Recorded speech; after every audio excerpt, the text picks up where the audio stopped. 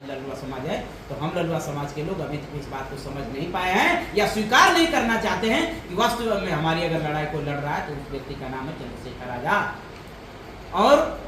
हम काम नहीं कर रहे हैं, हमारे जिम्मेदार लोग काम नहीं कर रहे हैं, हमारे सम्मानित साथी नहीं काम कर रहे हैं। हमारे बहुत से ऐसे साथी हैं जो 8 साल 10 साल 9 साल 5 साल 7 साल से बैठ के घर पे बस ये गिनते हैं कि हम कितने साल पुराने भीम आर्मी से जुड़े हैं। हम बैठ के जुड़े रहने से तो कारवां आगे बढ़ेगा नहीं। इसको लड़ाई को लड़ना पड़ेगा, इस कारवां को आगे बढ़ाना पड़ेगा, इसको समझना पड़ेगा, इसके लिए काम करना पड़ेगा, तब यह व्यवस्था आगे बढ़ेगी। बाबा साहब अम्बेडकर जी को मानव कांशीराम साहब पढ़ के उनकी बात करके ऑफिस में बैठे बैठे अगर उनकी बात केवल किए होते, धरातल पे नहीं उतरे होते, धूल और मिट्टी नहीं फांके होते,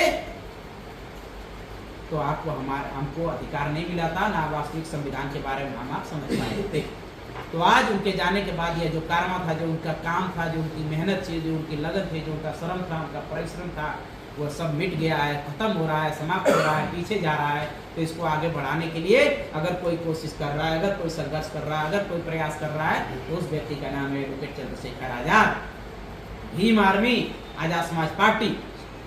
आप तर्क करिए, विचार करिए, क्या वास्तव में माननीय चंद्रशेखर आजाद बहुजन समाज के हित के लिए, SC ST OBC माइनॉरिटी समाज के हित के लिए आज पूरे देश में अगर कोई उनके अगर लड़ाई लड़ने वाला सबसे ज्यादा लगभग 24 घंटे के समय में अजीत ब्याह 24 घंटा के समय में लगभग 18-19 घंटा तक काम करते हैं, आपके लिए, हमारे लिए संघर्ष करते हैं, कोशिश करते हैं, पढ़ते हैं, महापुरुषों के बारे में जानते हैं, हमारी समस्याओं के बारे में प्रयास करते हैं, समाधान के लिए कोशिश करते हैं, लेकिन इसके बावजूद भी हमारे आपके माथे पे बल नहीं पड़ रहा। आज ये जो घटना ही हुई है, बहुत सी ऐसी देखे बहुत से ऐसे मामले होते हैं जहां हमारी नासमझी की वजह से ऐसे चूक होती है, हमारी चूक की वजह से होती है। कुछ जगहों पे हम लोग बेवजह जो है कि स्थितियां ऐसे क्रिएट करा लेते हैं कि हमको नुकसान है। इसलिए ऐसे मौकों से भी बचना चाहिए जहां हमारा सीधा मामला ना हो, बेवजह की जगहों पे कूदना नहीं चाहिए। जैसे कहा जाता है आ बैल मुझे मार, ये स्थिति हम लोग कर लेते हैं। तो ऐसे चीजों से हम लोगों को बचना चाहिए जिससे ये समस्याएं न खड़ी हों और हमारे लोगों का नुकसान न हो। अभी कल की घटना है, बनारस में दक्षिणी विधानसभा में हमारे जिला सचिव थे, उनके बेटे को गोली मार दी गई, संतोष नाम के साथी को। आपके यहाँ कल हरियरपुर में घटना हुई, गोला में कई जगह ऐसी घटनाएं हुई हैं जो ठीक नहीं है। पिछली बार वहाँ तड़वा में हुई, दिनेश लाल यादव के घर के बगल में। तो हम लोगों को ऐसी चीज़ों से बचना चाहिए, कोशिश करनी चाहिए कि हम लोग त्यौहार के दिन अपने घरों पे रहें, उस दिन हर काम धंधा बंद करके अपने घर पे रहें, अपने परिवार के साथ रहें, और कोई ऐसा काम न करे, या कोई ऐसा काम कर रहा तो उस बीच में ज़्यादा बहुत प्रयास न वैसा करें जिसकी वजह से अव्यवस्था हो या दुर्व्यवस्था हो या हमारे सम्मान के साथ कोई ठेस हो। क्योंकि उस दिन सभी लोग, हमारे लोगों को भी इस बात को समझना होगा कि जो त्यौहार हमारा नहीं है, जो चीज़ें हमारी नहीं है, वैसी जगहों पे हमें मतलब नहीं है। वह हमारे लिए दुख का दिन है। हमारी बहन के साथ या हमारे बहुजन महापुरुषों के साथ उस दिन अन्याय हुआ, उनको जलाया गया, तो वह हमारे लिए शोक का समय है। जैसे हमारे परिवार में किसी का निधन हो जाता है, कोई घटना हो जाती है, तो उस दिन हम हर काम छोड़ के बैठे रहते हैं, परिवार में शोक मनाते हैं। इस तरह से हमें शोक संतप्त करना चाहिए, न कि उस दिन हर्षोल्लास मनाना चाहिए। और ऐसी चीज़ों की वजह से हम लोग लगातार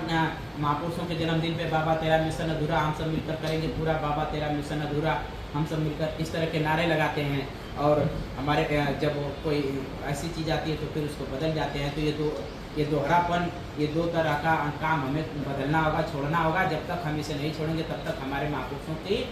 लड़ाई आगे नहीं बढ़ेगी। और एक चीज़ और मैं बताना चाहूँगा कि हमारे महापुरुषों का जो जन्मदिन है या परिनिर्वाण दिवस का कार्यक्रम हो, आने वाले समय में अभी बाबा साहब का जन्मदिन आ रहा है, तो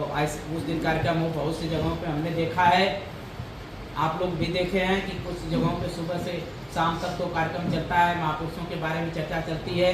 फिर शाम को जैसे रात होती है 8 बजने के बाद, तो जो है कि भोजपुरी गीत बजती है, वहाँ पे लोग, कुछ लोग नशा करते हैं, कुछ लोग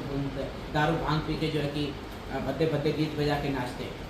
अगर वास्तव में अगर हमारे महापुरुष हैं, अगर हमारे महापुरुष को दृश्य देख रहे हैं या उनकी तस्वीर वहाँ लगी हुई है, तो उनके दिल पे उनको क्या एहसास होता होगा कि जिसके लिए हमने इतना संघर्ष किया, जिसके लिए हमने रात दिन साइकिल चलाई, जिसके लिए हमने जिनको पानी पिलाने का अधिकार दिलाने के लिए सर पे लाठियाँ खाई, बाबा साहब खाए थे महाड़ वाले मामले में, महाड़ आंदोलन में, और वो हमारा समाज अभी इसी में मगन है। तो इस मगनता को, इस मूर्खतापूर्ण कार्य को हमको आपको बदलने की कोशिश करनी होगी, प्रयास करना होगा, और वास्तव में हमारी लड़ाई कौन लड़ रहा है इसको हमको वक्त रहते परखना होगा। नहीं तो आज माननीय चंद्रशेखर आजाद जी की उम्र 40 वर्ष है, 10-15 साल और संघर्ष करेंगे, फिर उसके बाद उनका भी समय पता नहीं है, इतने बार बार उन पर हमले भी हो रहे हैं, आप देख रहे हैं। जब चंद्रशेखर आजाद जी भी चले जाएंगे तो जिस तरह से बाबा साहब के नारे लगा रहे हैं, जिस तरह से माननीय कांशीराम साहब के जाने के बाद नारा लगा रहे हैं, आज उसी तरह से भाई चंद्रशेखर जी के भी नारे लगाएंगे, लेकिन वक्त रहते उनका साथ देंगे नहीं। तो इसलिए अगर वास्तव में आपको लगता है, आप तर्क करिए, विचार करिए, कोशिश करिए, समझने का प्रयास करिए कि वास्तव में अगर Chandrashekhar Azad ji Bahujan Samaj, SC, ST, OBC और मुस्लिम समाज की लड़ाई को अगर आगे बढ़ा रहे हैं, बौद्ध समाज की लड़ाई को, रविदासिया समाज की लड़ाई को, जैन समाज की लड़ाई को अगर आगे बढ़ा रहे हैं, तो इस लड़ाई को हमको, आपको जिम्मेदारी को उठाने की जरूरत है।